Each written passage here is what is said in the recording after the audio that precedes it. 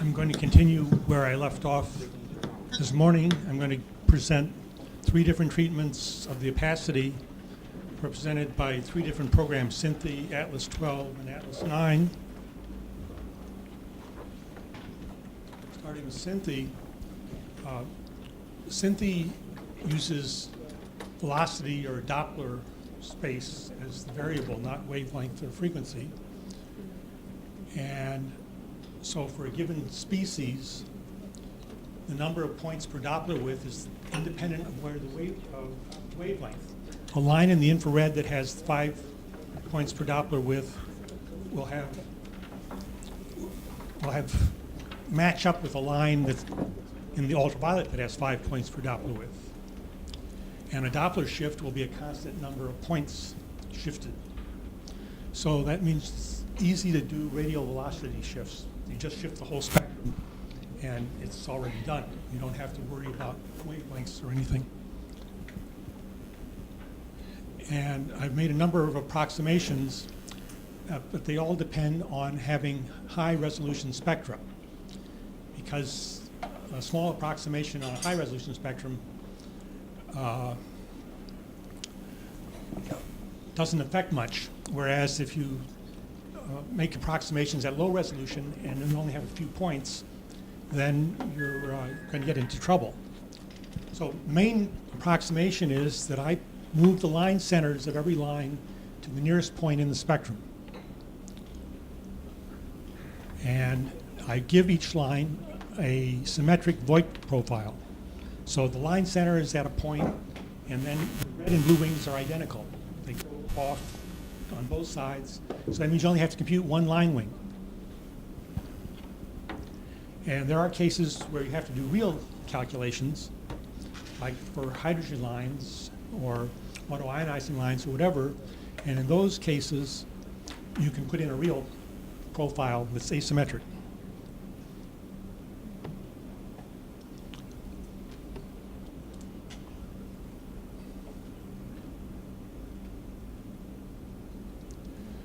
Okay, the high resolution I'm talking about is 500,000 or so for stars and 2 million working on the sun. Now, the way to think about resolution is that since the speed of light is 300,000 kilometers a second, resolving power of 500,000 is only going to give you 0.6 of a kilometer resolution.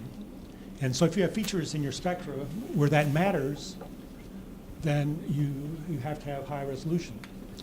If you have a spectrum where that doesn't matter, for example, if you have a rotation velocity that's in the hundreds, it doesn't matter what's happening at the 1 kilometer level. But if you have rotation velocity of 2, as in the sun, you want to get as high a resolution as you can. And there are cases, if you're looking at flux spectra of the sun traveling through the Earth's atmosphere, we have telluric lines. The oxygen lines and the water lines are actually very narrow because the temperature of the atmosphere is only 300 degrees. So instead of being 5,000 or 6,000 degrees wide, the lines are much narrower. So you have to match the narrowest line.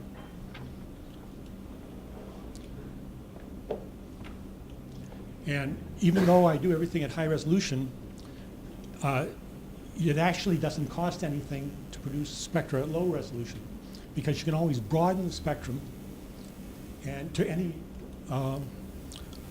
width you want. So at the end of the day, by doing the high resolution, you can produce spectra as low a resolution as 1,000, or you can compare directly to photometry, or you can go up to your what you call high resolution spectrographs of 40,000. You can degrade it to that, or you can degrade it to 20,000 or 15,000 or whatever you want. So doing a one high resolution calculation gives you all the lower resolutions at once.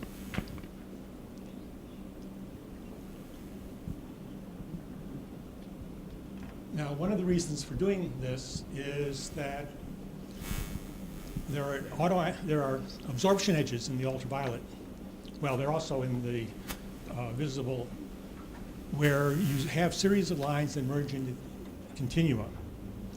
And if you looked at old calculations, like the one for Vega I showed this morning, you saw that there was bumpiness around the edges. And that's because it's not treating the position of the photoionization correctly compared to the position of the lines. By going to high resolution, I can have a line series that runs up to n equals 80 or n equals 100 for hydrogen, helium, carbon, magnesium, aluminum, and silicon, where I have the lines merge smoothly into a continuum. The difference between n equal 80 and the photoionization edge is only a fraction of an angstrom.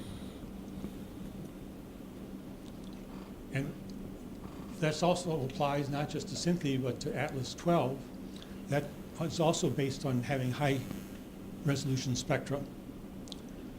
But if you look at the ATLAS9 spectra, you see the problems like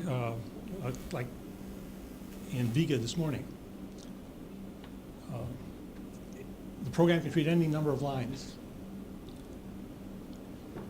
The one important point is that it just goes through all the lines and throws out the ones that don't matter. It computes for the line center, the one point that was centered on the point, and checks to see how it compares to the continuum level. So if the line is very weak, it doesn't, it adds in its, that one point, but then doesn't continue using that line because it's not going to, the line is going to end up being too weak to use.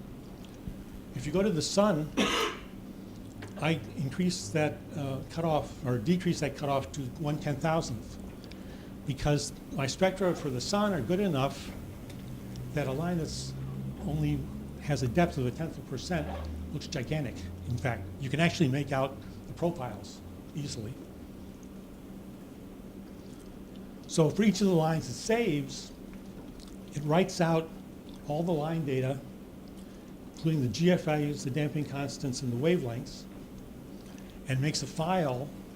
So after you've done the calculation, you can go to that file and you can hand adjust the GF value, the damping constants, or the wavelengths, and then you'll have a file that you think is going to be better. You feed it back in and keep iterating, and by doing that iteration, you end up fitting the spectrum, if you're lucky.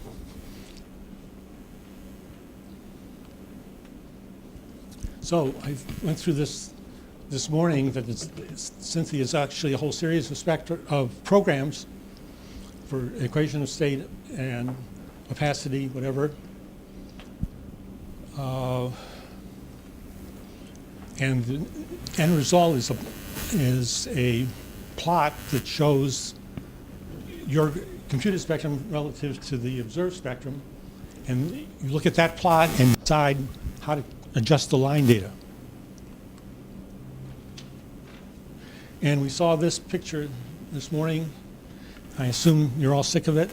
Is that true? Anyone who's not sick of it? Okay, so that's all there was to Cynthia. Now, I guess I should tell you that if you have an atlas or a high quality spectrum as a starting point, and you go through this procedure of fitting the lines, at the end of that you'll have a database that has good line data. And then you can use that in any other star that's similar to, for example, if you have solar type stars, if you do that for the sun, at the end you'll have a line list that'll work in any solar type star, and the iterations then won't be necessary. And when you go to a lower signal to noise, lower resolution spectrum, you'll already have the data fixed for it. Now, since I'm working at high resolution, there actually is no reason not to compute the model at high resolution. There's no reason to have these all these different programs. So I decided to make a program by taking the pieces from Synthi and combining them with a temperature correction routine from ATLAS9 and the convection routines and all of the hardware that goes with computing a model, and putting them together and computing high-resolution models. But of course, if you compute a high-resolution model with millions of points, it's going to take you a week to do the calculation. So I decided to do sampling and just throw out, say, say 1% of the points, maybe, and do sampling. So you have the option of going to very high resolution, but you try to do the calculation as fast as you can by only selecting a few points. And then I threw in everything I could think of to make the program general. I put in isotopes for all the atoms and molecules, and you can have arbitrary depth-dependent abundances. If you want to do chemically peculiar stars or whatever, you can have your abundances at the surface layers of different elements or ions. You can have all sorts of variations. And if you want to do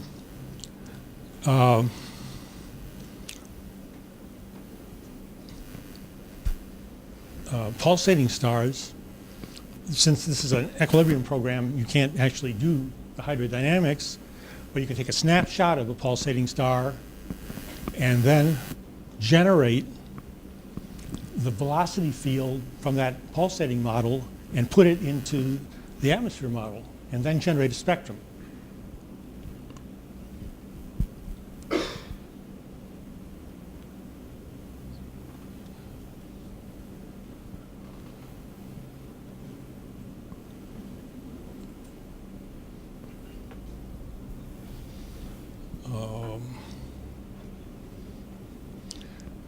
The line list is starting from, yes? For the pulsating stars, do you need ATLAS12, or is this also possible with ATLAS9? No, it has to be because of because the program works in Doppler space. All you're doing when you have a radial velocity or shift from a velocity field is you're sliding the spectrum redward or blueward by an integral number of points. And the other programs do not work this way.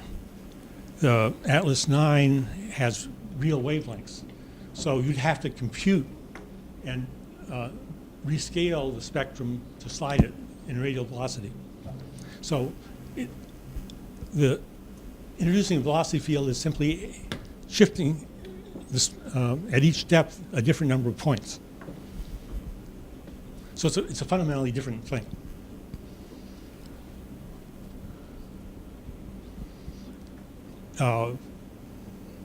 I've been computing with about 50 million lines or so, and most of those lines turn out to be irrelevant. So when it runs, the program runs, it keeps a separate list of all the lines that it actually uses and throws the rest away, and it writes out that list at the end. So if you have that list, you don't need the original line list with the 50 million lines. You could have a list that only has 5 million, say, and read that list in itself, and you'll get exactly the same model, because those are the lines that were originally used in computing the model.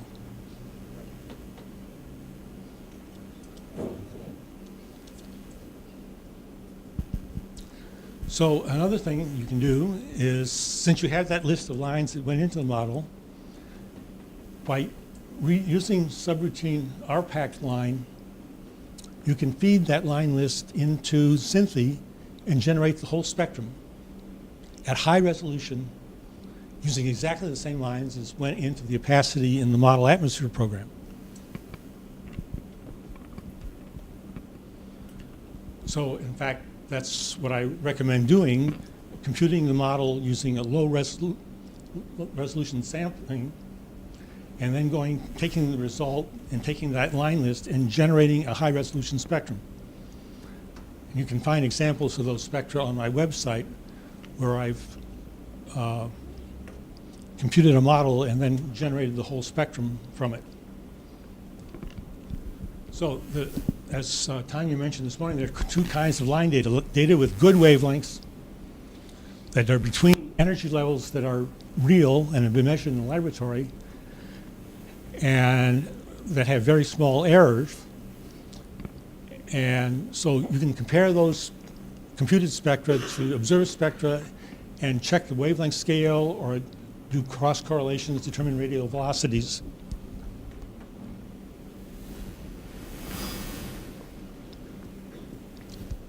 However, 99% of the lines are predicted.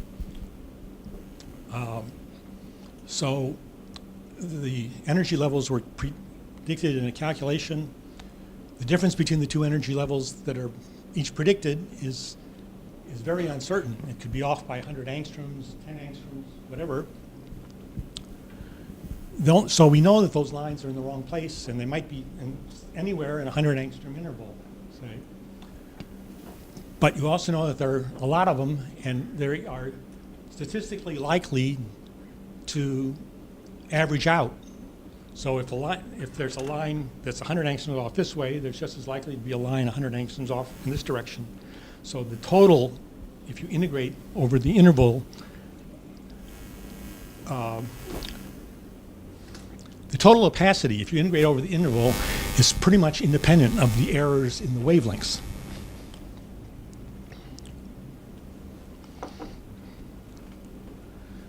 So you should, what I recommend is taking that line list that's generated by the program as it computes the model, separating out the lines that have good wavelengths from the lines that have predicted wavelengths, and running a spectrum with the good wavelengths, and then running a spectrum with all the wavelengths. And then if you compare the two, you get an estimate of how many lines are predicted and what effect they would have on your spectrum.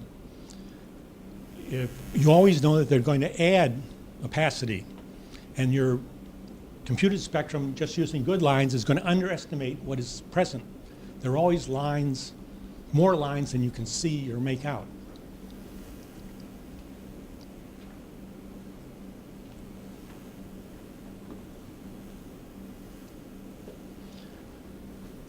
Okay, so in doing the sampling, I decided to pick 30,000 as a nice number in the hope that if you had 30,000, if you computed 30,000 fluxes, the statistical error, you take the square root of 30,000, would give you a number that's accurate enough for having a total flux that's much better than 1%. But if you only have 30,000 points, if you have a sub-interval, like you want to do a photometric bandpass that covers only a few hundred angstroms, it will only have a few hundred points. And so the square root of n in that case means that in small intervals, you're not going to have an accurate flux. The uncertainty is going to be in percents.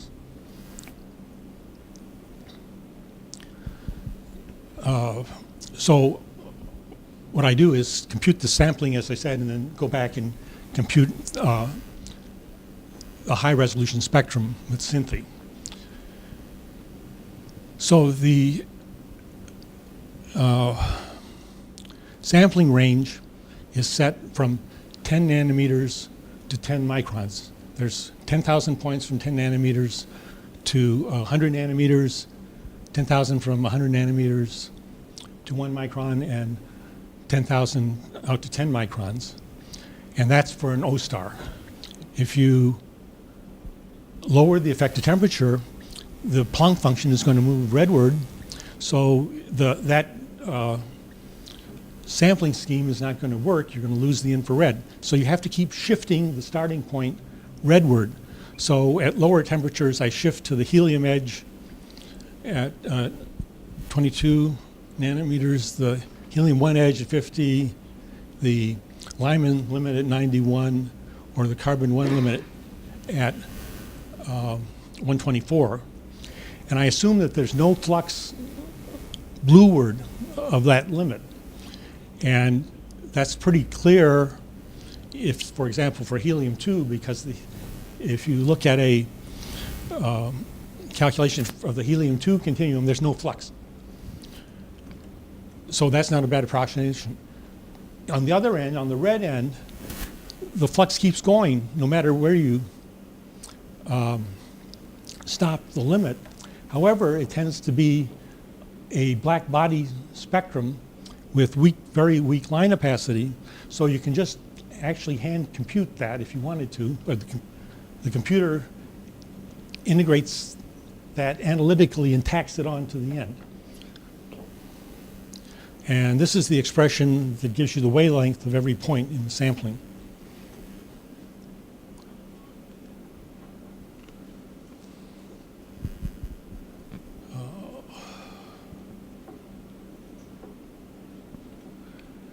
And it's possible to, if you want to increase the sampling to 1,000,000 points, then your statistical argument would not be a problem anymore.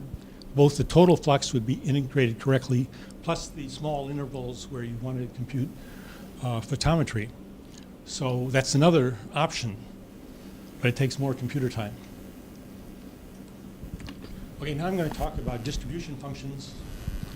I thought I'd better give you the elementary version here. If you start with a line and you have an interval, delta lambda, and you read off points along the line every thousandth of an angstrom or something, you can reorder them and sort them so they're in an increasing series, and it will look like this.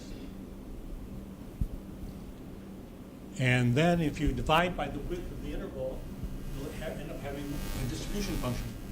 So 100% of the opacity is below this point. Two-thirds of the interval is below this point, and all of the interval is below that point. So this representation produces the same flux integrated over the interval as this. If you go to a spectrum, say 100 angstroms wide, you'll have lots of lines. And you sort them, and you'll get a distribution like this, and you normalize it, you have this. And actually, this is not much more complicated than that.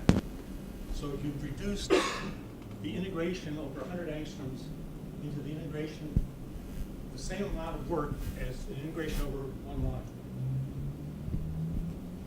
And when you do the integrals over these wavelength intervals, the integral over this, and the integral over this, and the integral over this times the integral are all the same.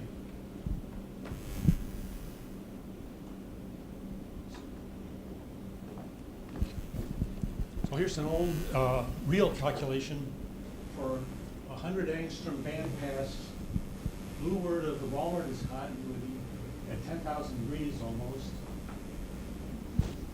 In this calculation, the variables were temperature constant, and the electron density varied from 10 to the 9th to 10 to the 17th. And this is the mass absorption coefficient for the line opacity. So for over 100 angstroms, the distribution function is well behaved. It makes a nice smooth curve. There are hundreds of points that go into this. So we want to reduce this. So we want to reduce this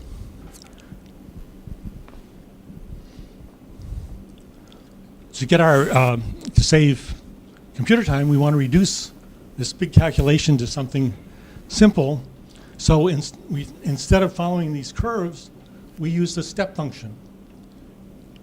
And in this case, there was a 10-step function here that tried to mimic the shape of the curve. So this 100 angstrom interval of spectrum can be represented by 10 steps instead of 5. If you had 100 points per angstrom, it would have been 10,000 points.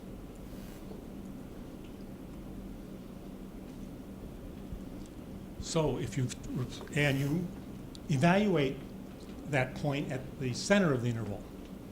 So this is, we saw this morning, the structure here is those wavelength intervals that have been divided out, and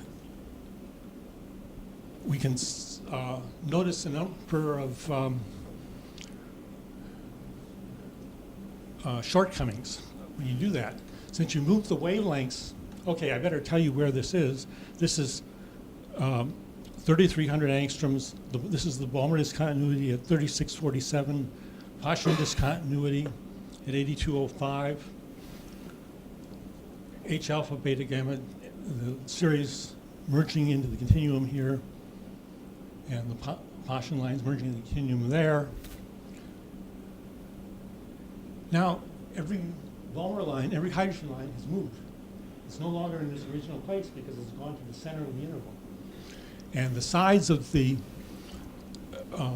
wings of the Balmer lines are now funny shaped, and they've moved a little bit as well.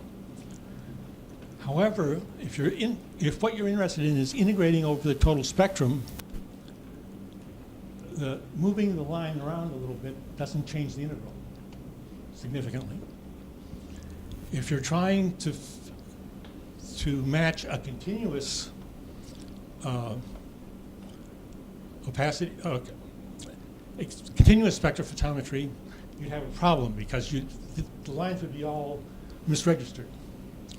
But this spectrophotometry was used square band passes and that were designed to be away from the lines so that they are not affected by the motion of the Balmer lines. So this worked for 20, 30 years and produced tens of thousands of models, and we see that they match the observations. However, there are some shortcomings with distribution functions. This is 2 layers in an atmosphere. And let's assume we have a spectrum with a strong line, a medium line, and a weak line. And distribution functions assume that the shape of the line spectrum is the same at every depth. So this second spectrum satisfies that. The strong line is still the strong line, the medium line is the medium line, and the weak line is the weak line. And so if you integrate vertically through the atmosphere to get the optical depth, the strong line comes out to have a high optical depth, the medium line is medium, and the weak line is weak. If we come over here and look at the spectrum, this is the same as this one. It has the same distribution function. But if we look at this one, it's a mirror image. It has the same distribution function. Because when you order the points, they're going to end up in the same increasing order. So the distribution function is going to assign this point to here. And it'll give you the wrong optical depths because the true optical depths for this case are they're all medium. Now, if you're doing very precise work, or you have good quality data, which we didn't have back then, well, I'm putting this wrong. The quality of the line data, for example, what I showed this morning, was not very high. You saw that there were changes and mistakes in the line data comparable from there to there, or this sort of error. So if the line data themselves are that unreliable, using a method that isn't any more unreliable than the line data isn't going to hurt too much. But unfortunately, now everything's getting better. The line data are getting better. The observations are getting better. So now this is starting to get less reliable way to compute models. So maybe this is part of the reason that the Vega model matched the spectrophotometry, even though Vega is rotating and it isn't supposed to match.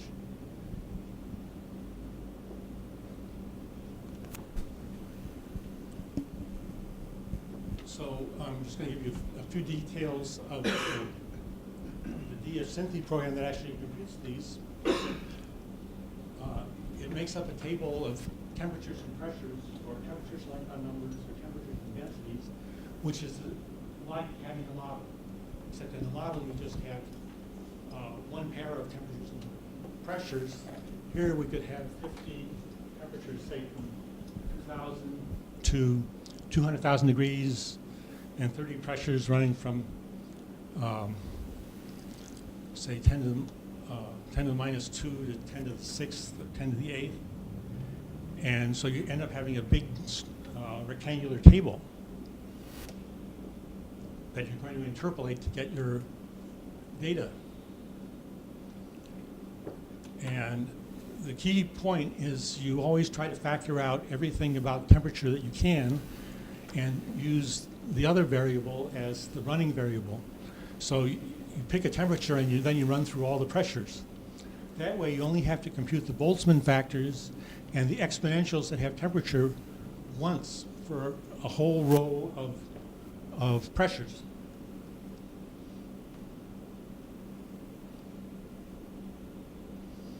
And there's some other tricks. For those, say you have those 30 pressures, some of them are going to have high densities and have neutral species. Some of them are going to have low densities and have ions. So the you can determine for each ion or element, for every species that goes into the equation of state, you can determine at what pressure it has the maximum contribution.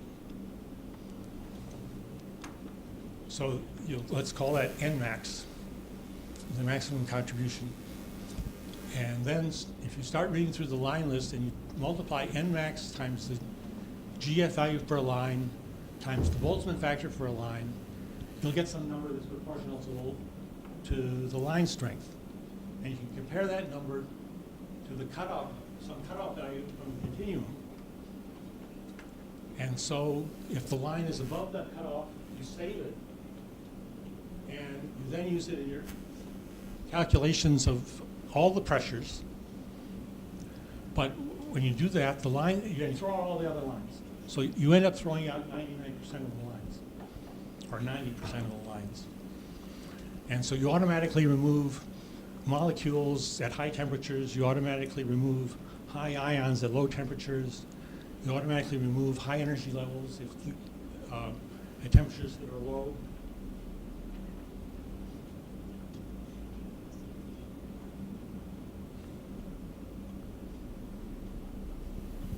So at each temperature, you use that small line list, and you go through all the pressures, and you generate a spectrum covering about 4 million points. And you have a buffer 4 million points long, and you just keep adding the lines into it with Floyd profiles. And you keep adding the wings of the line until the value of the line opacity is below 1,000th of the continuum opacity, in which case you stop and go on to the next line. So if you have a big line like the calcium H and K lines, that point where the line wings are less than 1,000th of the continuum opacity could be hundreds of angstroms away from line center. But for normal weak lines, it's only a fraction of an angstrom. And for hydrogen lines or other kinds of specialized profiles, you can treat the data exactly.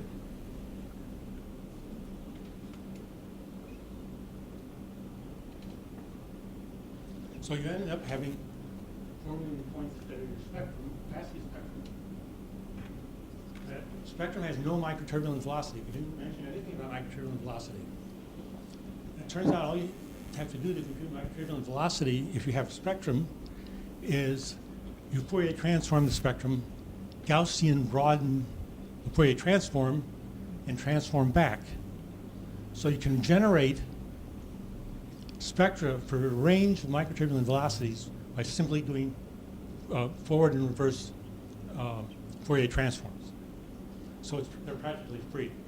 So you've spent a lot of time computing your zero microturbulent spectrum, but spectra at other microturbulent velocities are almost free.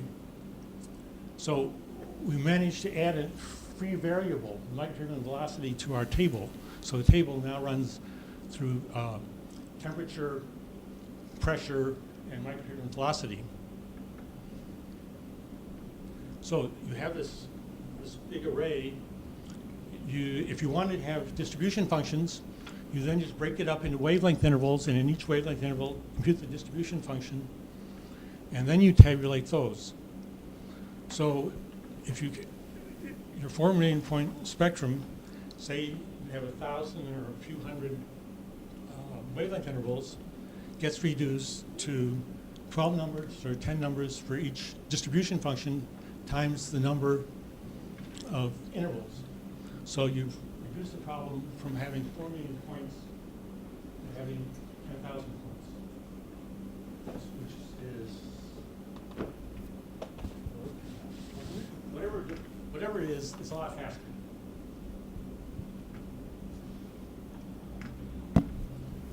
So after cycling through all those pressures and temperatures, you have these distribution function tables. So there's one for each interval, and the table has temperature, pressure, and beater. If you have lots of disk space, you could alternatively just save the whole spectrum and directly compute spectra by interpolating the table. And another way you can work is by binning the spectra, say taking 100 points at a time and binning it down to 40,000 frequencies.